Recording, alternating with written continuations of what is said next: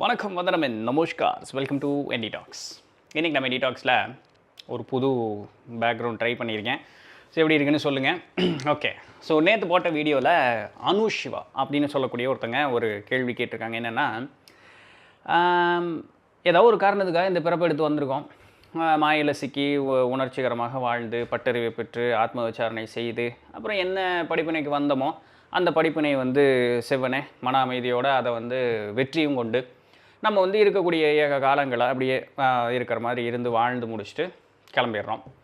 மறுபடியும் ஆன்ம முன்னேற்றம் அடையணும் ஒரு காரணத்திற்காக மறுபிறப்பு எடுத்து வர்றோம். சரிங்களா? இப்போ தான் கேள்வி ஆரம்பிக்குது. மறுபிறப்பு எடுத்து வரோம். இப்போ இந்த மறுபிறப்பு எடுத்து வரும்பொழுது முந்தைய பிறவியில் நம்ம ஒரு ஞானம் அடைஞ்சிருப்போம்ல, அந்த ஞானம் இப்போ ஞாபகம் இருக்குமா, அதோடு வருவோமா, இல்லை மறுபடியும் சைபர்லேருந்து ஆரம்பிப்புமா? இதுதான் அவங்களுடைய கேள்வி. நல்ல ஒரு கேள்வி இல்லை? ஓகே, இது பார்த்தீங்கன்னா ஒரு சில நம்மளுடைய புராணங்கள் படிக்கும் பொழுது இதுக்கு நிறைய விடை அதிலிருந்து கிடைக்குங்க. ஞாபகம் இருக்கும். ஒரு கதையை நம்ம முன்னாடி பார்த்துருக்கோம். நம்மளுடைய நித்திலந்தன் மணி சேனலில் இந்த ஓகேஎஸ்எஸ் ஒரு கதை சொல்லிட்டா சார் சீரியஸ் அப்படியே ஒரு பிளேலிஸ்ட் இருக்குது. அதுக்குள்ளே போய் பார்த்தீங்கன்னா முந்தைய பிறப்பில் ஒரு ஞானி ஒருத்தர் இருப்பார். அவருக்கு காசி போகணுன்னு விருப்பம். அவங்களுடைய மாணாக்கர்கள் அவரை பல்லக்கில் வச்சு தூக்கிட்டு போவாங்க. ஏன்னா அவர் ரொம்ப தாங்கிற அளவுக்கு அவ்வளோ குடு கிழவராக இருப்பார். சரிங்களா? ஒரு நாள் நடக்கலாம் முடியாது, அதனால் பல்லக்கில் வச்சு தூக்கிட்டு போவாங்க. போகும்பொழுது காசி வந்துருச்சான்ட்டே இருப்பார். அதான் வந்துருச்சு குருவேன்ட்டே போயிட்டே இருப்பாங்க. உண்மையாலுமே அவங்க காசியை நெருங்கியிருப்பாங்க. அப்போது கரெக்டாக ஒரு ஒரு ஒரு சில நிமிடங்கள் இருந்தால் காசி மாநகருக்குள்ளே நுழைஞ்சிருக்கலாம். ஆனால் அவங்க என்ன பண்ணுவாங்கன்னா அந்த ஊர் எல்லையை எட்டியிருப்பாங்க. காசி வந்துருச்சு அப்படிம்பார். அவர் கேட்பார். சீடமார்கள் இருந்துட்டு என்ன சொல்லுவாங்க, குருவே பறைச்சேரியில் இருக்கோம், நம்ம இப்போது காசி மாநகருக்குள்ளே சில நாழிகைக்குள்ளே நம்ம அங்கே போயிடுவோன்னு சொல்கிற இது சொல்லி முடிக்கும் பொழுது குரு அங்கே இறந்துருவார். சரிங்களா? அவர் உடல் விட்டு ஆன்மா பிரிஞ்சிருக்கும். அவருடைய காதில் அந்த இறக்கும் தருவாயில் என்ன கேட்டிருக்குன்னா பறைச்சேரிங்கிறது மட்டும்தான் கேட்டிருக்கும். அதுக்கப்புறம் சீடர் சொன்ன எதுவுமே வந்திருக்காது. அந்த கடைசியாக இருந்த பேச்சு என்ன பறைச்சேரிங்கிறது மட்டும்தான். அடுத்த பிறப்பில் அவர் எங்கே பிறப்பார் தெரியுங்களா? அந்த பறைச்சேரியிலேயே பிறப்பார். அவர் எங்கே விட்டால் அந்த காதில் எங்கே விழுந்ததோ அதுதான் அவருக்கு ஞாபகம் இருக்கும். அந்த ஞாபகத்திற்கு ஏற்றார் போல் அந்த இடத்துல பிறப்பார். ஆனால் அந்த இடத்துல பிறந்தாலும் கூட முந்தைய பிறப்பினுடைய ஞாபகத்தினுடைய காரணமாக அந்த சராசரி வாழ்வு மாமிசம் உண்ணமாட்டார். அவர் எந்த விதமான மது மாது சூது இது போல் எந்த பழக்கங்களும் அவருக்கு இருக்காது. அவர் ஒரு ஒழுக்க நெறியோடு அவர் வாழக்கூடியவராகவே இருப்பார். அந்த இடத்துல இருக்கக்கூடியவர்களுக்கு இவர் ஒரு வித்தியாசமான ஒரு ஆளை தெரிவாங்க. பட் இருந்தாலுமே ரொம்ப மரியாதையாக இருக்கிறனால ரொம்ப மதிப்பு மரியாதையோடு அவர் நடத்துவாங்க. நல்ல கல்வி கேள்வி ஞானங்கள் இயற்கையிலிருந்தே இருக்கும். தான் யார் என்ன அப்படிங்கிறது பெருசாக அவருக்கு உடனே ஞாபகம் இருக்காது. அப்புறம் அந்த வாழ்வு அப்படி போகும்பொழுது மறுபடியும் இந்த இடத்துல அந்த தவம் அப்படிங்கிறது மேற்கொள்வார். பழைய ஞாபகங்கள் அவருக்கு வர ஆரம்பிக்கும். அரசருடைய கல்வி கேள்வி ஞானங்களையும் புலமையும் பார்ப்பார். அரசவையில் ஒருத்தரை கொண்டு வைக்கணும்னு நினைப்பார். அப்புறம் அப்படி போகுங்க அந்த கதை. அப்படி போகும். என்னென்னா அந்த முந்தைய பிறவியில் பெற்ற ஞானம் அடுத்த பிறவியில் அவருக்கு இருக்க தான் செஞ்சுது. ஆனால் மீண்டும் தவம் அப்படிங்கிறத செய்யாத வரைக்கும் அவருக்கு முழுசு முந்தைய பிறவியினுடைய ஞாபகங்கள் அப்படிங்கிறது அவருக்கு வரல. இது மொத பதில். சரிங்களா? அடுத்து நம்மளுடைய இன்றைக்கி சைவ மரபு அப்படிங்கிறது தழைத்தோங்குவதற்கு பல பெரியவர்கள் வந்திருக்காங்க. இதில் சாத்திர நூல் அப்படிங்கிற 14 நூட்கள் சைவத்தில் இருக்குது. இந்த 14 நூட்களில் இன்றைக்கி சைவ மரபு அப்படிங்கிற ஒன்றையே தோற்றுவித்தவர் அப்படின்னு சொல்லக்கூடியவர் யாருன்னா மெய்கண்டார் அப்படிங்கிற ஒருத்தர் தான் தோற்று வச்சார். அவருக்கு பார்த்தீங்கன்னா சுவேதவன பெருமாள்னு அவருக்கு பேர். 2 வயது குழந்தைய இருக்கும்பொழுது அவர் பாட்டுக்கு இதர பிள்ளைகளோடு அப்படியே அந்த ஒரு இடத்துல விளையாண்டுக்கிட்டு இருப்பார். மேலே வான்மார்க்கமாக ஒரு ஞானி போய்கிட்டு இருப்பார். அந்த ஞானி டக்குன்னு இப்படி போயிட்டு இருக்கும் பொழுது பரஞ்சோதி முனிவர் வான்மார்க்கமாக போயிட்டுருப்பார். கீழே பார்ப்பார். இப்போ சுவேதவனம் பெருமான் விளையாண்டுருப்பார். அவரை பற்றி பரஞ்சோதி மகானுக்கு தெரியும். கீழே இறங்கி வருவார். பரஞ்சோதி முனிவருக்கு தெரியும். கீழே இறங்கி வருவார். உபதேசம் கொடுப்பார். 2 வயசு தான் அந்த குழந்தைக்கு. இப்போ என்ன பேஜாவாக உபதேசம் பண்ணிக்கிட்டு இருக்க போகிறாங்க? இல்லை, குரு வாய்மொழியால் கேட்ட மந்திர உபதேசம், அவ்வளோதான். பழசெல்லாம் ஞாபகம் வந்துடும். சுவேதவன பெருமான் அப்படின்னு சொல்லக்கூடிய அந்த பேரை மாற்றி என்ன பேர் வைப்பாங்க? சத்திய ஞான தரிசினி அப்படின்னு தன்னுடைய குருவனுடைய பேரை வைப்பாங்க. அதுதான் மெய்கண்டார்னு பின்னாடி ஆகும். சரிங்களா?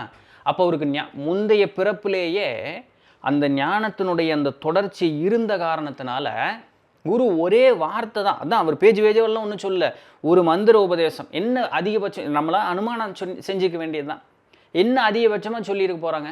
ஓம் நம சிவாய, இவ்வளோதான், இது போதும். நமக்கு ஒன்றும் வராது, அவங்களுக்கு வரும். ஏன்? அதுதான் முன்வினை தவம், முன்வினை பயன் அப்படின்னு சொல்லக்கூடியது. குரு ஒரு வார்த்தை சொன்னார், எல்லா கேட்டும் ஓப்பன் ஆகிடுச்சு, பழசு ஞாபகம் வந்துருச்சு. 2 வயசு குழந்தை தவக்கோலம் பூண்டு இப்படி உட்கார்ந்துட்டு இருக்குன்னா அது எப்படி இருக்கும் அந்த காட்சி நீங்கள் சிந்திச்சு பாருங்கள். 2 வயது தான் அந்த குழந்தைக்கு. இது இப்படி வச்சுருப்போம், சரிங்களா? அடுத்து நம்மளுடைய திருஞான சம்பந்தனுடைய வாழ்க்கையை எடுத்துக்கோமே. 3 வயது அந்த பிள்ளைக்கு, சரிங்களா? அந்த பிள்ளைக்கு ஞானம் கிடைக்கும்போது அந்த பிள்ளைக்கு வயது 3. அப்போது அந்த 3 வயதில் அது பாடுது. சாமியை பார்த்ததற்குண்டான அந்த பாட்டக்குன்னு எனக்கு ஞாபகம் வர மாட்டேங்குது. சாமியை பார்த்ததற்குண்டான ஒரு பாட்டை வந்து பாடுது. அவங்க அப்பா வந்து இங்கே பால் ஒழுகுது, யார் உனக்கு பால் கொடுத்தா அப்படின்னு கேட்டால் சாமி பேரை சொல்லி அது பாடுது. அதுக்கு வயது 3. ஒரே மாதிரி தான், அந்த அம்மா ஒன்றுமே பண்ணல. உமையம்மை வந்தாங்க, சங்கடையில் வந்து பால் கொடுத்தாங்க, அது அவ்வளோதான். அப்படின்னா என்ன? யாரோ ஒருவர் குருமுகமாக இருந்து அந்த குழந்தைக்கு பழைய ஞாபகத்தை கொடுத்துரு, அந்த ஞானம்ங்கிறதை வந்து திருப்பி ஞாபகப்படுத்தி கொடுத்தது தான் அங்கே மேட்டர், சரிங்களா? சரி, அடுத்தது திருநாவுக்கரசர் எடுத்துக்கும். இந்த இப்போ முன்னாடி பார்த்த 2 விளக்கங்கள் பார்த்தீங்க அப்படின்னு சொன்னால், முந்தைய பிறவில் அவர்கள் யாராக இருந்தாங்கன்னு நமக்கு வந்து தெரியாது. ஆனால் திருநாவுக்கரசரனுடைய வரலாறு எடுத்து பார்த்தோம்னா, பெரிய புராணத்தில் வந்து குறிப்பிட்டவே செஞ்சுருக்காங்க. அவருக்கு பேர் வாகீச முனிவர்னு பேர். சிவ நெறியில் வந்து நல்ல தழை தோங்கி நல்லது ஒரு நெறியில் நின்றவர். ஆனால் அந்த பிறப்பில் அவருக்கு வந்து முக்தி நிலை அப்படிங்கிறது, பிறவா நெறி அப்படிங்கிறத அடையாமல் அவருடைய பிறப்பு அந்த இடத்துல முடியுது. அவர் மறுபடியும் இங்கே வாழ்வு உய்ய, யார்? மக்கள் வாழ்வு உய்ய, நல்லது ஒரு நெறி மக்கள் மத்தியில் பரப்ப அவர் வந்து மறுபடியும் இந்த பூவுலகிற்கு அனுப்பி வைக்கப்படுகிறார். என்னவா வர்றாரு? திருநாவுக்கரசர் இந்த இடத்துல வர்றார், சரிங்களா? அப்போ முன்னாடி என்னவா இருந்தார்? வாகீச முனிவர்னு இருந்தார். அப்போது இந்த திருநாவுக்கரசர் போகிறாரு, ராஜா கிட்ட இருக்கிறாரு, எல்லா வேலையும் செய்கிறாரு. அப்புறம் நிறைய மாறுதல்கள் நிகழ்வுகள் அப்படிங்கிறதெல்லாம் வரும், உங்களுக்கு கதை தெரியும் இல்லையா? அந்த இடத்துல தன்னுடைய நிலை மாறுவதற்கு ஒரு நாடகம், ஒரு நிகழ்வு அந்த இடத்துல நடக்க வேண்டியிருக்கு. அந்த நிகழ்வின் பின் உண்மை நிலை புரியுது. உண்மை நிலை புரிஞ்ச உடனேயே அவருக்கு ஞானம் கிடைச்சிருச்சானா இல்லை. அவர் பல ஊர் போகிறார், அவர் பல தொண்டுகள் செய்கிறார். கிட்டத்தட்ட 80 வயது ஏறத்தாழ, எங்கேயும் குறிப்புகள் இல்லை, நம்மளாம் ஒரு புரிதலின் பேரில் சொல்கிறது. ஏறத்தாழ 80 வயது அவருக்கு சிவதரிசனம் அப்படின்னு கிடைக்கப்பட்டது. இந்த பிறப்பு ஞாபகம் இருந்தது. அதனால் இங்கே இருக்கக்கூடியது எல்லாமே புரிஞ்சுது. அவருக்கு நிறைய சிறப்புகள் செய்ய முடிஞ்சுது. ஆனால் அந்த முழுமையான அந்த தரிசனம் கிடைத்து இறையோடு ஒன்றரை கலப்பதற்கு அவருக்கு 80 ஆண்டுகள் பிடிக்கப்பட்டது. அப்போ என்னதான் இப்போ இந்த 3ஐயுமே எடுத்துக்குமே, யார்? மெய்கண்டார் எடுத்துக்குவோம், திருஞான சம்பந்தர் எடுத்துக்குவோம், திருநாவுக்கரசரையுமே எடுத்துக்குமே. இப்போ இது போக மீதி இருக்கக்கூடிய 4 மீதி மூவராகட்டும், இல்லை 63 நாயன்மார்களாகட்டும், ஆழ்வார்களாகட்டும், எந்த பெரியவர்களாகட்டும், இன்னைக்கெல்லாம் கிடையாது. நம்ம ஏறத்தாழ பார்க்கக்கூடிய ஒரு குருமார்கள் அப்படின்னு சொல்லி நம்மளுடைய கலாச்சாரத்தில் நல்லது ஒரு நிலையில் நின்றவர்கள் அனைவருமே. ரமண மகரிஷி கூட அந்த இறந்து ஒரு 2 நிமிடம் தான் நினைக்கிறேன் அவர் இறந்திருப்பார். அந்த போன உயிர் மீண்டும் இந்த உடலுக்குள்ளே புகும். இது அவருடைய வரலாறு படிக்கும்போதே தெரியும். அப்போ அந்த ட்ரிகருக்கு ஏதாவது ஒன்று வேணும். ஒன்றா குரு இருந்து தூண்டி விடணும், பழைய ஞாபகத்தை நமக்கு கொடுக்கணும். இல்லைன்னா இயற்கையாக ஏதாவது ஒரு நிகழ்வு அந்த இடத்துல நடக்கணும். இது நடக்காத வரைக்கும் முந்தைய பிறவியில் நாம் என்ன ஒரு ஞானத்தை சேர்த்து வைத்திருந்தாலும் அது அடுத்த பிறவியில் ஞாபகம் வருவது இல்லை அப்படிங்கிறத நல்லா புரிஞ்சுக்கணும். அதனால் அகத்தீசனார் என்ன சொல்கிறாரு? நீ பெரும் சித்தனாவதற்காக வாய்ப்பு உனக்கு இருந்தாலும் கூட, முன் வினை பயன் இருந்தாலும் கூட, முயற்சி அப்படிங்கிறது ஒன்று இல்லைன்னா உனக்கு அது வாய்க்காது அப்படிங்கிறார். அப்போ நாமும் முயலணும். முயற்சிக்கு துணை போவதற்கு ஒரு குருங்கிற ஒருத்தர் வேணும். இது எப்படிப்பட்ட குரு? நான் தான் நல்லா பேசிக்கிட்டு இருக்கேன், என்ன மாதிரி இருந்தால் இன்னும் 4 பேர் நல்லா பேசுவாங்க. பெரிய இப்போ நம்ம சைவ பாடத்துக்கே போவோமே, நம்ம தியாகராஜன் ஐயா பேசுகிறார், அவரே சொல்லுவார், நான் உங்களுக்கு ஆசிரியர், குரு கிடையாதும்பார். இப்போ நம்ம பேசுகிறோம் இல்லையா, அப்போ நம்மளை குருவாக எடுத்துக்க முடியுமா? முடியாது. ஏன்? எனக்கே எங்கே போகிறது என்ன பண்ணுறதுன்னு தெரியல. படிக்கிறேன், புரியுது, ஏதாவது சாமி எனக்கு புரியலன்னு கேட்குறேன், ஏதோ ஒரு வகையில் பதில் வருது, இது என்னுடைய முன்வினை கர்மம், அவ்வளவு தான். அப்போது எனக்கு உண்மை நிலை புரிஞ்சிருச்சா? அறிவுக்கு புரியுது, ஆனால் அனுபவத்தில் இன்னும் வரலை. அப்போ நான் குருவாக இருக்க முடியுமா? முடியாது. சொல்லலாம், நல்லதை சொல்ல முடிகிற அளவுக்கு ஒரு நிலை நமக்கு இருக்குது. அதுதான் முன்வினை கர்மம். அது அந்த ஞாபகம் கொண்டு வந்து நம்மளை நிலைநிறுத்துறதுக்கு என்னுடைய வாழ்க்கை இத்தனை வருஷத்தில் எப்படியெல்லாம் வந்திருக்குன்னு எனக்கு மட்டும்தான் தெரியும். ஆண்டவனுக்கு தெரியும், எனக்கு மட்டும்தான், வேற யாருக்குமே தெரியாது. இந்த நொடிப்பொழுதும் என்னுடைய மனோமாறுதல் எப்படி இருக்குது, அதை சரி செய்து கொள்வதற்காக என்ன பண்ணுறங்கிறது எனக்கு மட்டும்தான் தெரியும், ஆண்டவனுக்கு மட்டும்தான் தெரியும், வேறு யாருக்குமே தெரியாது. சரிதானுங்களே? இது எல்லாருக்கும் போது தானே. அப்போ குருவானவர் யார்? இந்த மாதிரி இருக்கக்கூடியவர்கள் ஆசிரியர்களாக சொல்லிக்கலாம், இல்லை அது கூட சொல்லக்கூடாது. தெரிஞ்சதையும் புரிஞ்சதையும் கொஞ்சம் சொல்கிறேங்க, அவ்வளோதான். நானும் பயணம் பண்ணுறேன், என்னுடைய அனுபவத்தை நான் சொல்கிறேன், நீங்களும் அதை தெரிஞ்சுக்கிட்டு உங்களுக்கு பக்குவத்துக்கு ஏற்ற மாதிரி நீங்களும் பயணம் பண்ணுங்கன்னு சொல்கிறதோட நம்ம போயிடலாம். அப்போ உண்மையான குரு யார்? தெளிந்த நல்லவரே குருன்னு சொல்லக்கூடியவர். அவர் அனுபவப்பட்டிருக்கணும், அவர் அனுபவப்பட்டதை நமக்கு சொல்லி கொடுத்து நம்மையும் அவர் கூட கூட்டுட்டு போகக்கூடிய உண்டான திறன் வாய்ந்தவராக இருக்கணும். ஒரு மாணவன் ஒரு கேள்வி கேட்டான்னா அந்த கேள்விக்கு உண்டான பதில் நேர்படையாக இதுக்கு இதுதான்னு சொல்லக்கூடிய ஒரு தெளிவு அப்படிங்கிறது குருக்கிட்ட இருக்கணும். நயமாக பேசி தப்பிக்கிறது அப்படிங்கிறது கிடையாது, இல்லை வாய்க்கு வந்ததெல்லாம் பேசுறது கிடையாது, அது இல்லை குரு. நேர்வடையாக விளக்கத்தை சொல்லியும் சொன்ன விளக்கத்தை அனுபவத்தில் காட்டக்கூடிய ஒரு நேரம் வரும்பொழுது அந்த மாணாக்கன் பக்குவம் பெற்றான்னு சொன்னால் அந்த அனுபவத்தை காட்டக்கூடிய அளவுக்கும் கூட அந்த குருவுக்கு பக்குவம் அப்படிங்கிறது இருக்கணும். அவர் தான் குரு.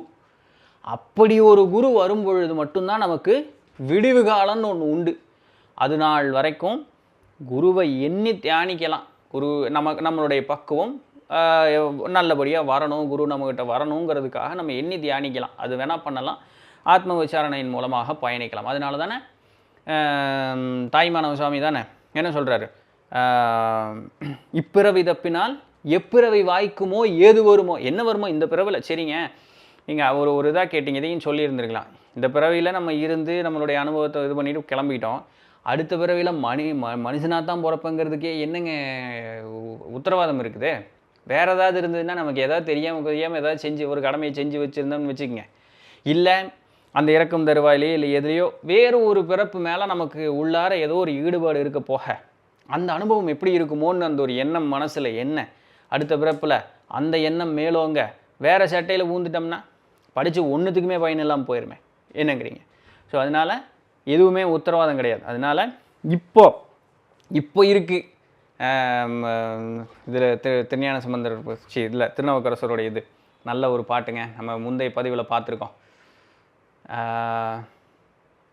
ஓகே சரி, ஞாபகம் இல்லை, சரிங்களா? இப்போ இருக்குது மதித்திடுமின் அந்த இது வரும், அந்த மாதிரி சொல்லுவார். இப்போ பிறந்திருக்க, இப்போ இருக்கு உனக்கு வாய்ப்பு, அதை மதி இந்த பிறப்பு எடுத்துட்டியே அதை மதி முதல்ல, இதுலேயே இதாயிரு அப்படிம்பார். அடுத்து என்ன நடக்கும்லாம் தெரியாது, இப்போவே வாய்ப்பை பயன்படுத்திக்கோ, இப்போ இருக்கே மனுஷனா பயன்படுத்திக்கோ, மதித்திடுமின் அப்படின்னு வரும். அந்த இது நல்லாயிருக்கும் அந்த பாட்டு. அதனால் அடுத்த பிறப்பு பற்றி யோசிக்க வேண்டாம். இப்போ பிறப்புலையே முடிஞ்ச அளவுக்கு என்ன பண்ணணுமோ, முடிஞ்ச அளவுக்கு இல்லைங்க, கடை தெரிவதற்குண்டான வழியை பார்ப்பது தான் அதற்குண்டான ஒரே வழி.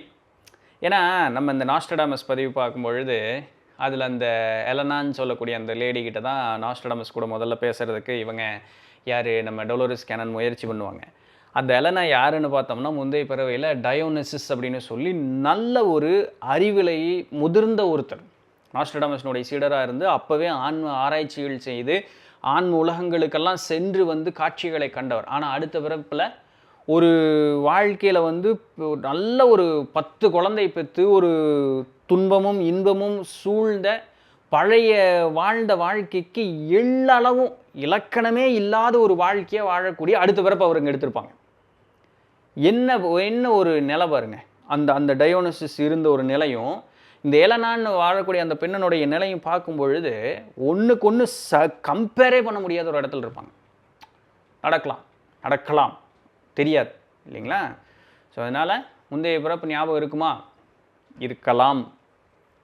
அதையும் ஞாபகப்படுத்தினா தான் உண்டு. நம்ம ஒரு மாதிரி நடந்துக்குவோம், இந்த உலகம் நம்மளை அடிச்சு நிமித்தி இந்த உலகத்துக்கு ஏற்ற மாதிரி மாற்றிடுச்சின்னு வச்சுக்கோங்க, அவுட்டு.